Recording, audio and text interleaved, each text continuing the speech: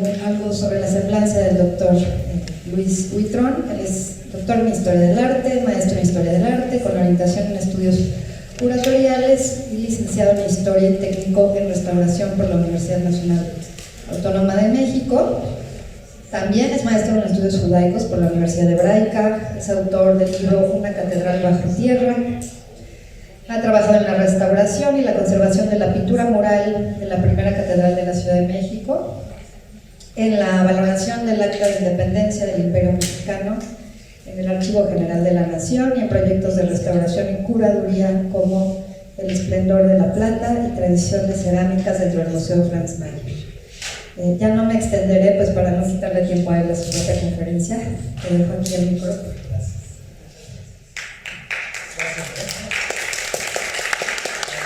Antes que nada agradezco el espacio y quería decir que gracias por la invitación. Y bueno, pues voy a leerles el artículo, ¿ok? Y vamos a ir viendo ciertas imágenes acá atrás. El presente trabajo de investigación tiene la finalidad de mostrar dos representaciones artísticas de las comunidades criptojudías y judías de origen sefardita y una de la comunidad cristiana católica de Totonicco entre los siglos XVI y XIX. Dichos elementos de estudio se relacionan a partir del concepto de la lámpara y por ende del concepto de la luz.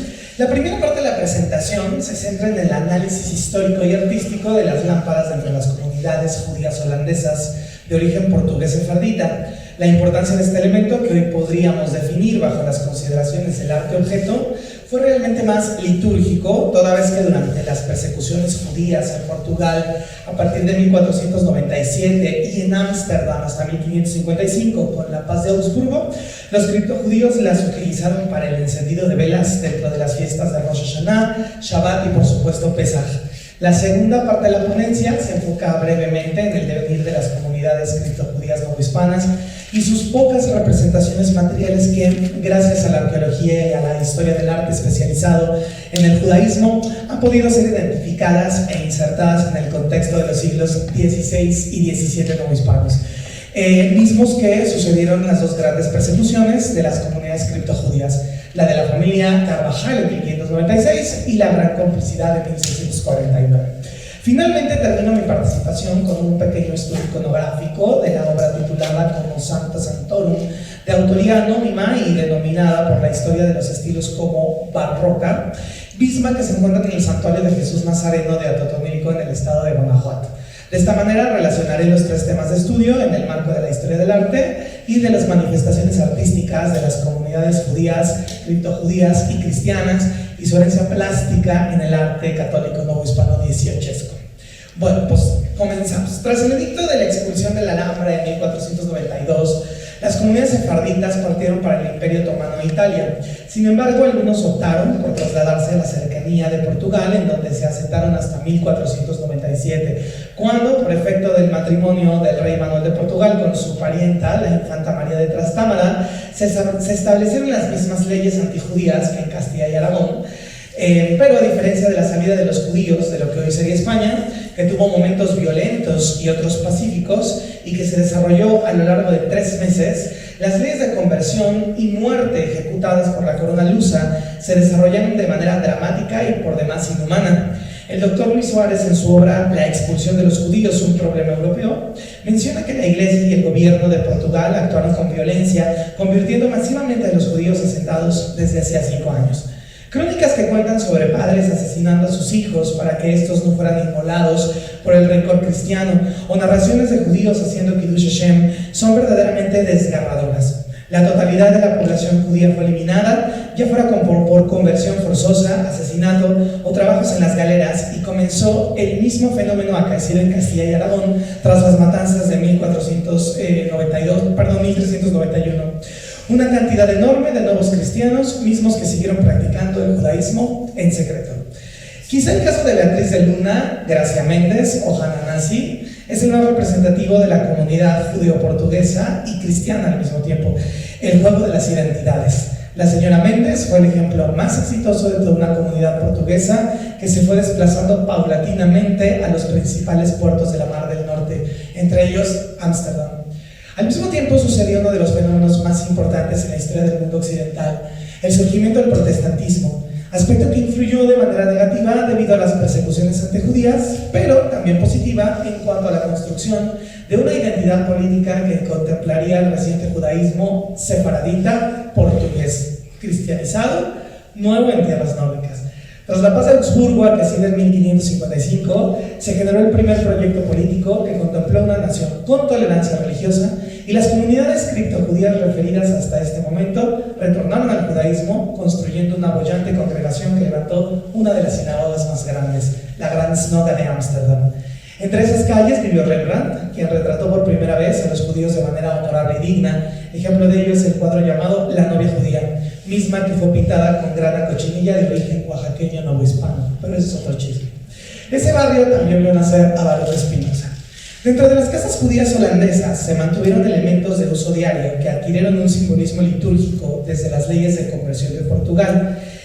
Uno de estos elementos es la lámpara judía holandesa sefaradita, que aparece por primera vez en la pintura, el dibujo y el grabado de temáticas judías desde mediados de los 1600. La pieza en cuestión puede ser sencilla o muy decorada, siempre pende del techo y se conforma de 7 o 9 luces, lo que nos remite inmediatamente a una menorá o una januquía. Esta lámpara aparece dentro del arte judío al mismo tiempo que el florecimiento de las comunidades judeo-holandesas. La lámpara es producto de dicha cultura inmigrante. No tenemos representaciones de este objeto en otras manifestaciones del arte judío del Medio Oriente o del arte ashkenazí de los siglos XVII y XVIII. Las primeras apariciones de la lámpara se remontan a grabados del XVII. Incluso el Museo Judío de Nueva York tiene dentro de su acervo uno de estos candelabros de 9 luces manufacturado en plata. El uso de dichos artefactos comenzó dentro de la pujante comunidad naciente judía. Probablemente el origen se remonta a Portugal y su diseño nos habla de una disposición alágica de una menorá o de una januquía. Lo curioso es que estos candelabros se volvieron muy populares en los hogares judíos neerlandeses durante todo el siglo XVII y XVIII, al grado de que se instalaron en la mayoría de las casas judías, incluso después, ya en el XVIII y XIX, con las familias ashkenazim. Prueba de ello es el enorme corpus figurativo de dibujos y grabados de la época en donde aparece la lámpara sobre la mesa del comedor. Para el siglo XIX, esta lámpara judía, usada ahora por los ashkenazim y sefardín, tomó un lugar importante dentro de la pintura académica llamada de género israelita. Dicha corriente pictórica fue fundada por el primer pintor judío académico, Moritz Daniel Oppenheim. El judío heredero de la Escala tuvo un gusto particular por retratar la vida religiosa de las comunidades europeas en diferentes ocasiones: el Shabbat, fiestas como Purim, Sukkot o simplemente la cotidianidad. Oppenheim incluyó la lámpara sefaradita dentro del programa iconográfico de sus primeras obras, tal y como lo muestra la pieza que está proyectándose ahorita, llamada El retorno voluntario del voluntario judío, obra de 1833 a 1834. La lámpara es el centro de una escena familiar cotidiana y preciosista, es decir, cargada de detalle. Oppenheim retrata una mezuzá, un ramo de alaba para Sukkot, una copa de kiddush y una jala para Shabbat, entre otros elementos. A partir de este momento, Oppenheim transformó esta lámpara como símbolo de la vida cotidiana judía e incluso me atrevo a afirmar que se trata de una iconografía específica en el género israelita. En ocasiones la lámpara arde para Shabbat, en otras aparece apagada. La tradición iconográfica de esta lámpara continuó con los alumnos de Oppenheim a finales del XIX. Samuel Hirschenberg la utiliza como Oppenheim en su obra titulada El descanso sabático de 1893. Posteriormente, entrando en el siglo XX, la presencia de este iconograma se diluyó como si fuese un augurio hasta desaparecer en la Primera y la Segunda Guerra Mundial. Como vemos, este icono de la religiosidad, la migración y la familia judía tuvo mucho peso durante varios siglos, volviéndose así uno de los símbolos más importantes del judaísmo en el grabado, el dibujo y la pintura. Regresemos al punto de partida, la expulsión de 1492. Las comunidades criptojudías, ahora en la Nueva España, formaron parte de la población migrante que arribó a nuestro país tras la conquista de Tenochtitlán y el surgimiento del virreinato novohispano. Gracias a las investigaciones de la doctora Alice Goffman de Bacal, conocemos los nombres de algunos de los judaizantes en este periodo formativo novohispano. Como sabemos, las comunidades sefaraditas clandestinas ya se habían integrado a la cultura cristiana y en muchas ocasiones jugaban una doble vida. Los dos casos más importantes para la historia documental son los de la familia Carvajal y de la Gran Complicidad. Surge entonces la duda de si estas comunidades desarrollaron una serie de elementos estéticos que hoy llamaríamos arte-objeto. Y de ser así, ¿qué piezas serían? Debido a la presencia del Tribunal Inquisitorial en la sociedad novohispana, es posible pensar que las comunidades criptojudías no desarrollaron tantos objetos artísticos y estéticos de uso cotidiano que representaran una afiliación a la cultura mosaica, sobre todo en los centros urbanos en donde era necesario pasar inadvertidos. Sin embargo, gracias a los hallazgos arqueológicos en diferentes salvamentos del centro histórico de la Ciudad de México, podemos encontrar ciertas huellas que indican la presencia de objetos que fungieron como elementos rituales para la liturgia judía. En lo personal, encontrarme con un ceribono perinola en el acervo arqueológico de la Sala Virreinal del Museo del Templo Mayor me invitó a la reflexión sobre cuántos objetos han pasado desapercibidos por los especialistas que no están relacionados con la cultura material de los pueblos europeos no cristianos. El ceribono perinola que, de acuerdo a la historia material, fue creado por los pueblos germánicos y romanos con el nombre latino de Te Totum. Posteriormente, en la Edad Media, la cultura ashkenazí se apropió de este objeto utilizado para las fiestas de las Saturnales originales. Las letras hebreas Nun, Gimel, Hei y Shin son las iniciales de la frase Ner Gadol Hayasham, o en español, un gran milagro sucedió allá, refiriéndose al bíblico milagro de la fiesta de Hanukkah durante la guerra de los Macabeos. Ciertamente podríamos estar ante una perinola cristiana, asiento que también es plausible. Sin embargo, las marcas de una de las caras de este ceribón referido en el acervo del Templo Mayor conforman la letra hebrea Gimel. En pláticas con mi querido amigo, el maestro en arqueología Diego Martínez Serrano, especialista en la memoria material de las comunidades criptojudías y uno de los principales investigadores de la famosa Mikve de Juliantla, salieron a la luz otros casos de ceribonim encontrados en zonas relativamente cercanas al Templo Mayor. Gracias a la puntual instrucción del maestro Martínez, entendemos que los objetos in situ presentan una lectura grupal muy alejada a un desperdigamiento zonal. Es decir, que el hecho de que estos ceribonim estuviesen ubicados en zonas cercanas genera una lectura de una dimensión más profunda. Es importante mencionar que estas calles en particular fueron habitadas por las familias criptojudías. Esta información la obtenemos gracias al mapa urbano que literariamente reconstruye el doctor Nathan Bachtel en su obra titulada La fe del recuerdo, laberintos marranos. Aprovecho este espacio para felicitar y reconocer el trabajo que el maestro Martínez realiza actualmente en su investigación doctoral, en la que ha encontrado un corpus material de gran importancia que probablemente ya fue revelado a todos ustedes. En el caso de los ceribonim, el maestro Martínez y yo estamos en miras de preparar un artículo especializado. Por todo lo anteriormente comentado, podemos afirmar que existió una cultura material entre las comunidades criptojudías, compuesta principalmente por elementos litúrgicos como ceribonim, candelabros con formas de estrellas de David, algunos botones ya referidos por el maestro, y shofarim, además de la presencia de algunos sidurim, tal y como lo corrobora la existencia de los famosos libros de Luis de Carvajal el Mozo, resguardados actualmente bajo la custodia de la Biblioteca Nacional de Antropología e Historia, a cargo del doctor Baltasar Brito. Podemos concluir en este penúltimo apartado de esta ponencia que las comunidades judías en Holanda y criptojudías en la Nueva España sí tuvieron una cultura material judaica.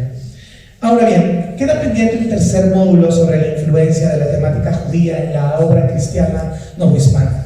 La doctora Alice Goffman de Bacal, en su obra Historias no escritas, Judíos en México, desarrolló por primera vez una división de las diferentes sociedades que se generaron tras la expulsión de 1492. El primer apartado lo ocupan todos aquellos judíos que mantuvieron su fe mosaica en diferentes territorios, como el Imperio Otomano o los Países Bajos. En este espacio se inserta el primer apartado de esta ponencia relativo a lo que les expliqué de la lámpara sefaradí. El segundo rubro lo conforman las comunidades criptojudías que vivieron como cristianas hasta que fueron erradicadas por la persecución inquisitorial, y es en donde se ubican los ejemplos de los materiales arqueológicos citados. El último de los estamentos lo ocupa la población de origen judío que abrazó fielmente la religión cristiana y que vivió un proceso de asimilación paulatina hasta que desapareció la huella de su judeidad. En este contexto, inicio el último apartado de mi presentación. La especialista con estudios novohispanos, Marcela Corbera Poiré, doctora en Historia por la Universidad Complutense de Madrid, organizó una exposición titulada El Antiguo Testamento y el Arte Novohispano, misma que se presentó en el Museo Nacional de San Carlos en el 2018 y 2019. Dicha exposición tuvo como objetivo mostrar una selección de piezas de arte virreinal con una curaduría específica. el arte católico novohispano que tuviera relación con el Antiguo Testamento. La exposición fue un éxito y gracias al gran conocimiento del actual Corbera se reunió en un conjunto de piezas que destacaron por su belleza, su significado y su relación con el Tanaj. Dentro de las obras resaltaba una en específico, un lienzo de gran formato realizado por un autor anónimo con una técnica de óleo sobre tela, probablemente a mediados del siglo XVIII. El cuadro y su ubicación tienen gran significado, toda vez que la doctora Corbera sugiere que existe una relación directa con la ubicación del lienzo dentro del discurso arquitectónico del santuario de Atotonilco en Guanajuato.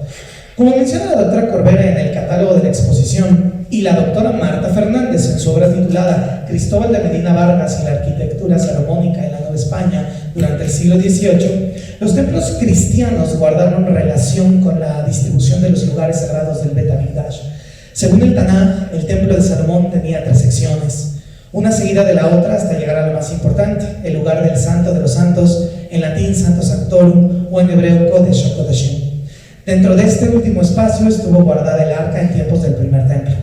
La arquitectura del santuario de Atotonilco presenta la misma distribución y, en el lugar del Santo de los Santos, se encuentra una capilla a la cual solo se accede por 2 pequeñas puertas. Esta capilla, que se encuentra detrás del altar principal, contiene la pintura que fue expuesta en la muestra de San Carlos. El lienzo está dividido en 3 planos de profundidad y el espacio representado es la Santa Sanctorum. Creo que no se ve bien la imagen, regreso a esta para que se vea mejor. En el primer plano se encuentra el arca de la alianza abierta que contiene las lujoso tablas de la ley mostradas por un par de ángeles tenantes. El arca está representada en estilo barroco con hojarascas en las esquinas, aspecto que corresponde a la estética del siglo en el que fue pintado el lienzo. 2 ángeles de mayor tamaño se encuentran flanqueando el arca. Uno de ellos observa al espectador y el otro hacia arriba. En el segundo plano de profundidad se encuentra una menorá de estilo barroco que contiene 7 luces encendidas. Sin embargo, estas no se encuentran en la misma distancia. La luz central se encuentra hacia arriba y las demás aparecen en orden descendente en una composición piramidal. El diseño de dicha lámpara se acerca más bien a los referidos en las pinturas y grabados holandeses. El último plano de profundidad está dividido en 3 secciones. La central representa la parte más importante del lienzo. El trono divino, como una silla barroca que recuerda a la cátedra de San Pedro realizada por Bernini para la Basílica Principal de Roma hacia 1666. La sede tiene en su respaldo un medallón con un triángulo que hace referencia a la Trinidad cristiana. La silla está cargada por 3 serafines representados al modo descriptivo de Dionisio el Areopagita, que narró en su angelología en el siglo II, es decir, seres con 3 pares de alas, que es un diseño que nos encontramos a su vez referenciado originalmente en el libro de Ezequiel dentro del pasaje de la Merkabah. La sección derecha contiene el incenciario con las piras encendidas y la sección izquierda representa la mesa del pan de la propiciación con el efod o vestidura sacerdotal colgada en una percha de las pilastras. Todo el espacio arquitectónico está representado al estilo italiano. En la parte de arriba se aprecia el tambor redondo de una cúpula con unas lucarnas ovaladas. Llama especialmente la atención un velo de color carmesí, amarillo y morado que cuelga desde la parte superior del cuadro, haciendo alusión al pasaje del Evangelio de Mateo, que describe cómo el velo del templo, mismo que separaba el Ejal del Debir, se rasgó en 2 partes durante el Viernes Santo. Sin duda, la iconografía judía mezclada con el simbolismo cristiano llama la atención. No en vano fue una de las obras más importantes dentro de la curaduría de la exposición y la portada del catálogo. La doctora Corbera tuvo como acierto incluir esta obra en la muestra. Claramente surgen muchas dudas al momento de contemplar y analizar la iconografía y el simbolismo de la pieza. ¿Quién mandó a hacer el lienzo? ¿De dónde surgió la idea de hacer una obra tan simbólica? ¿Para quién fue realizada esta pieza? Definitivamente hace falta una investigación más profunda. Es una pieza cargada de iconografía muy pero muy específica y una joya con gran simbolismo judaico dentro del arte novohispano. Ahora bien, para finalizar, es importante establecer ciertos lineamientos dentro del contexto histórico para ser rigurosos en la materia. No es mi intención afirmar que dicho cuadro se pintó por medio de una comunidad criptojudía o que tuvo un simbolismo oculto. El cuadro forma parte de un complejo programa iconográfico generado por el padre Luis Felipe Alfaro en el santuario de Atotonilco como casa de ejercicios espirituales. Dicho de otro modo, el padre Alfaro construyó el programa simbólico a partir de las legislaciones tridentinas con el mismo objeto de hacer una Jerusalén indiana, tal y como lo establece el padre Fernando Manríquez Cortés, párroco e investigador del santuario. Las pinturas se desarrollan a lo largo de 5.800 metros lineales, siguiendo la tradición iconográfica del padre Ignacio de Loyola. El maestro José de Santiago Silva, en su obra titulada Totonilco, Alfaro y Pocasangre, menciona cómo la mayoría de las obras pictóricas de este santuario tienen una base figurativa que deviene de grabados religiosos, todos originarios de Holanda. Una vez más, la conexión con los Países Bajos. Todo el programa iconográfico del templo está convertido a partir de dos fuentes literarias: la Biblia Natalis del padre Jerónimo de Nadal y la Escura Cordis de Van Jetten. El padre Alfaro entonces contrató al pintor criollo Miguel Martínez de Pocasangre para la ejecución de varios de los lienzos de esta iglesia. Un dato curioso es que cabe mencionar que el apellido Pocasangre aparece en la lista de los apellidos de origen sefardí que aplicaron para la nacionalidad española por carta de naturaleza. La migración de la población criptojudía a la zona del Bajío a lo largo del 17 ha sido registrado en varios trabajos académicos, como por ejemplo el último, más reciente, titulado Cotija, Tierra Morenica, el origen judío hispano-portugués de sus pobladores. De tal suerte que podemos pensar que, si bien la religión judía desapareció, algunos elementos quedaron en la historia oral comunitaria para después plasmarse en una obra pictórica. La tradición pictórica judía de representar los enseres litúrgicos del Bet HaMikdash es una constante a lo largo de la Edad Media y durante el Renacimiento.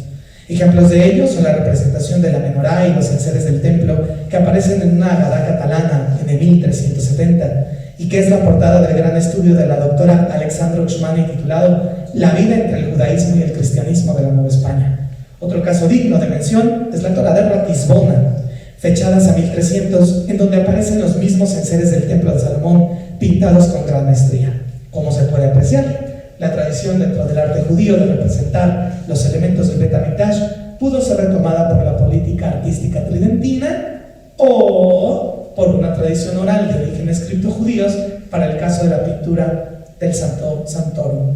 Cualquiera de estas hipótesis no cambia la lectura e iconografía de esta obra sacra.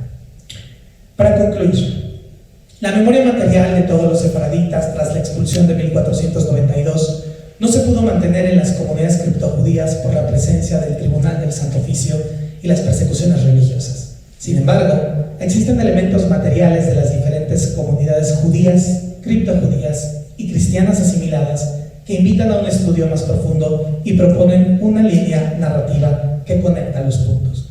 En este caso, podemos afirmar que el elemento en común que nos liga a los tres contextos presentados el día de hoy se desarrolla a partir del concepto del candelabro o la lámpara, como la evidencia arqueológica de los candelabros con estrellas de 6 picos o la figura central del pintor de la pintura dieciochesca atribuida a Pocasangre o la pintura decimonónica de Moritz Daniel Oppenheim. Este ejercicio presentado el día de hoy utiliza la lámpara como conector narrativo. Sin embargo, es importante repensar el discurso de cómo los especialistas hemos dado en la historia oficial a los elementos de la memoria material que quizá merecieran una nueva revisión en un marco interdisciplinario, mismo que puede abrir una nueva perspectiva para ofrecer nuevas visiones, marcos teóricos y metodologías de investigación para el tema que a lo largo de 3 días nos convocó en este recinto, que fue el estudio del criptojudaísmo en sus diferentes formas materiales. Muchas gracias.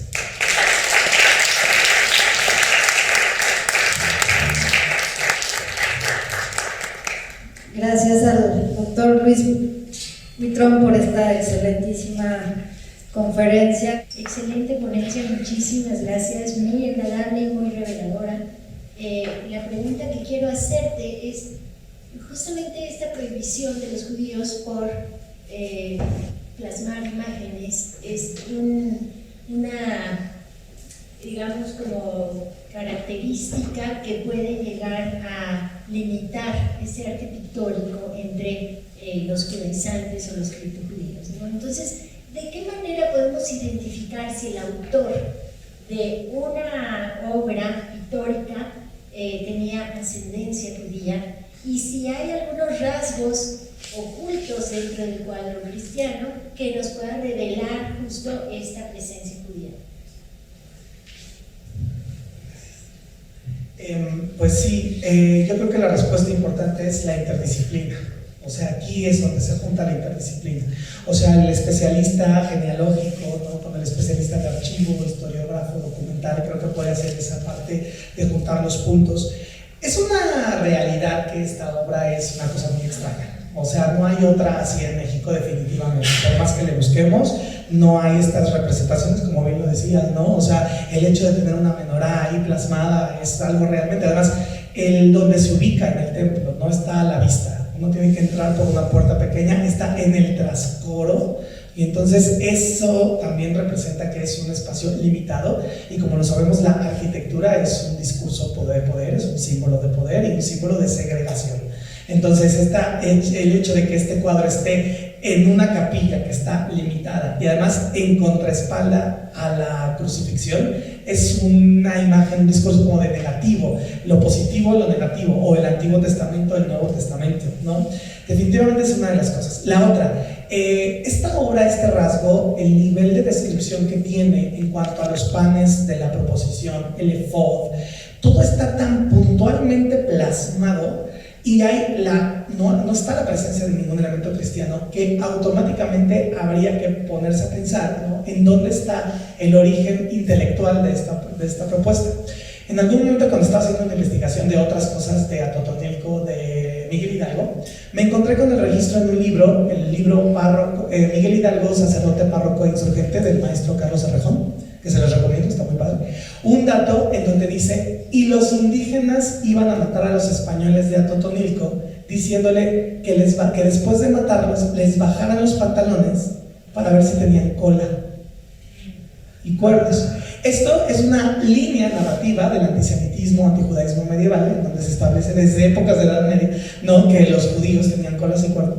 Pero el hecho de hacer la conexión de cómo Hidalgo les decía a las huestes insurgentes que se fijaran si los españoles de Atotonilco tenían colas y cuernos, son piezas que se van conectando, ¿no?, a partir de un colectivo, no sé, un status quo colectivo, ¿no?, en donde se establece que ahí hay algo que no es cristiano, no hay algo que no es real. El apellido Pocasangre, el hecho de que esté en la lista de los apellidos de origen sefardita, también dice mucho de las cosas, ¿no?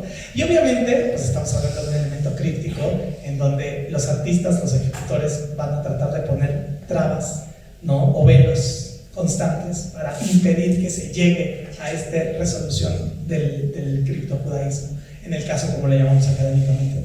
Pero pienso que la interdisciplina, un buen equipo de trabajo, estéticos, artísticos, restauradores también. O sea, si sometemos esta obra a un análisis de pentimento, de los pentimenti o arrepentimientos, o un análisis de luz ultravioleta, ¿no?, un análisis de rayos X, o tan solo luz rasante, vamos a poder encontrar las interacciones del cuadro y las restauraciones probables que también pudo haber tenido. Entonces, este trabajo interdisciplinario creo que es el que nos puede resolver estas cosas. Muchas gracias.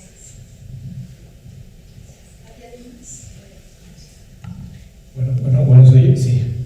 Felicidades, Luis, qué padre trabajo. Felicidades.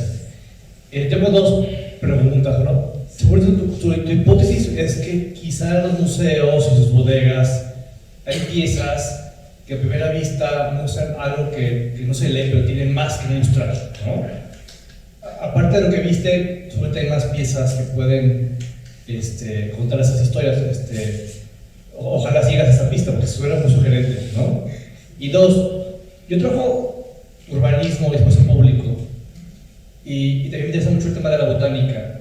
Y lo que he visto es que también el tema de las plantas tiene su simbolismo, ¿no? Y hay plantas sagradas en el judaísmo, como todo el mundo sabe, ¿no? En la colonia recibimos en herencia la arquitectura morisca del patio central en las casas, ¿no?, que viene mucho del mundo árabe, pero en los jardines había plantas. Entonces, no sé si también el tema botánico sirva de pista. Por ejemplo, hay quien dice que la Alameda Central, el diseño de la Alameda tiene un lenguaje cabalístico, por ejemplo, ¿sí? Entonces, el tema del espacio público, la botánica, las plantas, los jardines, ¿tú ves que hay ahí otra avenida sugerente de investigar?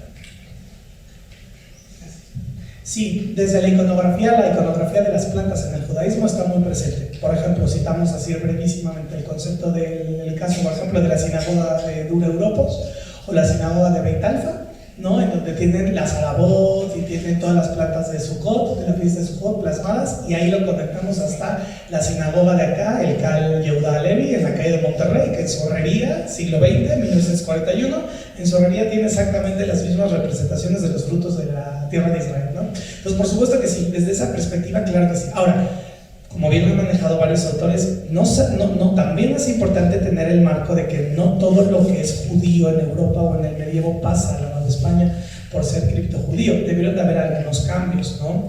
En este sentido, sí podríamos decir que la botánica o podría ser una herramienta más hacia la iconografía, ¿no? Definitivamente, como el maestro Diego Martínez Serrano ha encontrado también estos pétalos de flores de 6 hojas, refiriéndonos obviamente a una Maguen David. O sea, claro que existen estos elementos. Desgraciadamente estamos en pañales, bueno, no en pañales, pero es en inicios de esta metodología que pudiéramos relacionar e intervenir. Yo creo que uno de los análisis que, por cierto, está haciendo Diego en su tesis de doctorado es justamente hacer toda esta influencia, ¿no?, de elementos y un listado de elementos que pudieran ser o estéticos, no solo iconográficos, sino estéticos, para poder hacer una reestructuración, ¿no?, y poder poner una especie de manual y proponerlo también. Estos elementos son judaizantes, ¿no?, o son criptojudíos. Entonces, creo que sí podría ser, por supuesto que sí. Hay un referente, les recomiendo mucho el libro de las sinagogas del siglo IV del doctor Levine, donde habla justamente toda esta larga iconografía, Ancient Judaism and Antiquity, en el siglo IV, y habla justamente de toda esta parte, ¿no? Y bueno, de la Kabbalah, ahí hay mucho más. La iconografía del árbol de la Sefirot, ya está muy plasmada. Yo pienso, en lo personal de lo que he estudiado, que esos elementos no llegaron a la Nueva España porque se estaban desarrollando paralelamente en el criptojudaísmo nuevo hispano y en Safed, en Israel. No hay una conexión aparentemente ahorita. Pero bueno, si nos ponemos a pensar que el hermano de Luis de Carvajal, Miguel, el que se volvería el gran rabino de Salónica, pasó por ahí y sobrevivió y terminó en Istambul, o sea, volvemos a lo mismo. Claro que pueden establecerse estas conexiones. Justamente fue por eso este ejemplo: conectar un elemento judío de las comunidades de Holanda, un elemento criptojudío, sefardita nuevo hispano aquí, y un elemento 18esco católico. Por supuesto que podamos encontrarlo, nada más hay que tener cuidado con los marcos porque luego se nos puede ir el santo al cielo y empezamos a ver la Virgen de Guadalupe y la Maguen David en todos lados, y entonces eso también, por eso es importante los marcos teóricos, ¿no?, referentes. Pero yo pienso que sí. Muchas gracias. Bueno, ¿alguna pregunta más? Creo que nos dará tiempo nada más preguntar brevemente, Luis. No quiero extender más, pero si hay alguna conexión, porque me llama la atención la fecha que ya es el siglo XVIII, ¿no? Si hay alguna influencia también de la masonería o de la influencia protestante que también puede darse. Hay una, digamos, mayor afinidad entre el protestantismo, el judaísmo, por lo menos en esa etapa del siglo XVIII, digamos, ¿no? Entonces, no sé si eso también lo has explorado. Sí lo he explorado, justamente esta obra tan tardía, 18esca, tratar de encontrar otras referencias, y me fui a la masonería y no aparece hasta donde yo he encontrado. Claro está, digo, uno es uno, a lo mejor hay otros especialistas que sí. En la masonería y los elementos masónicos están desde principios del 19, y particularmente en la política. Los estudios de Miguel Hidalgo han revelado estos símbolos iconográficos masónicos. De Allende incluso, la doctora Guadalupe Jiménez Codinach, por ejemplo, especialista en historia de independencia, ha planteado la posibilidad de que las primeras comunidades masónicas llegaran a principios del siglo XIX. En la reunión secreta de los Guadalupes, que se los recomiendo, la era Virginia de Bea, es increíble esto de los Guadalupes, sociedad secreta de espionaje independentista, desde 1808, ya aparecen ciertas cosas de masones, pero curiosamente en México, por la relación con Estados Unidos, es netamente política.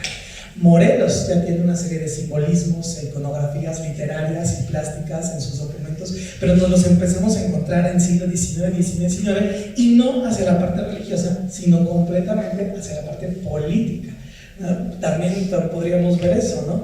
Pero bueno, quedan algunas dudas, porque por ejemplo, muy poca gente sabe, Miguel Hidalgo era un gran hebraísta. Entonces también habría que repasar qué libros de la cultura hebraica tenía Miguel Hidalgo, por qué los utilizaba, hacia dónde iba, y pues poder establecer estas rutas de conexión. Interdisciplinas, lo de hoy, interdisciplinas.